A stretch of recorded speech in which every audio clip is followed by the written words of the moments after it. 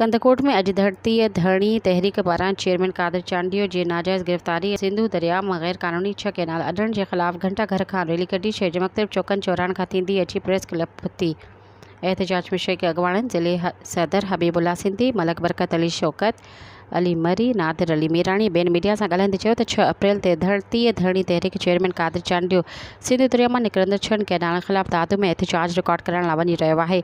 रस्ते में दादू पुलिस खेसि गिरफ़्तार करे जंहिंजी असां सख़्त लफ़्ज़नि में मज़म्मत कयूं था। सिंध हुकूमत खां मुतालबो कयूं था त जल्द खां जल्द चेयरमैन कादिर चांडियो साहिब खे आज़ादु कयो वञे। हुननि वधीक चयो त सिंधु दरिया मां 6 कैनाल अॾण कोन ॾींदासीं।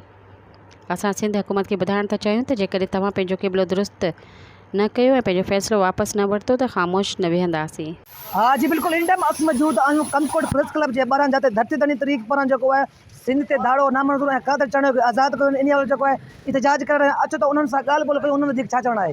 जीअं त असांजो मुतालबो आहे त भाऊ कादिर चांडियो खे जल्द में जल्द आज़ादु कयो वञे, न त असांजो एहतजाज हमेशह लाइ जारी रहंदो। मां निकिरंदड़ गैर क़ानूनी कैनाल ऐं चेयरमैन कादिर चांडियो जी नाजाइज़ गिरफ़्तारी जे ख़िलाफ़ 6 अप्रैल ते चेयरमैन कादिर चांडियो साहब सिंधु दरिया मां निकिरंदड़ गैर क़ानूनी कैनालनि ख़िलाफ़ एहतजाज रिकॉर्ड करणु दादू वञी रहियो त रस्ते में दादू पुलिस नाजाइज़ गिरफ़्तार करे हुन मथां कूड़ा केस दाख़िल कया। असां सिंध हुकूमत खां मुतालबो कयूं था त चेयरमैन कादिर चांडियो खे फ़ौरन आज़ादु कयो वञे ऐं उनजे मथां थियल कूड़ा केस ख़तमु कया वञनि ऐं सिंधु दरिया मां जेका 6 कैनाल अॾण जी जेका ज़रदारी साहिब सिग्नेचर ॾिनो आहे उहो पंहिंजो नोटिस वापसि वरितो वञे। सिंधु दरिया मां 6 कैनाल अॾण असां कॾहिं बि न ॾींदासीं। सब्सक्राइब कयो अवामी न्यूज़ HD खे ऐं ताज़ा तरीन ख़बरुनि लाइ ॾिसंदा रहो अवामी न्यूज़ HD।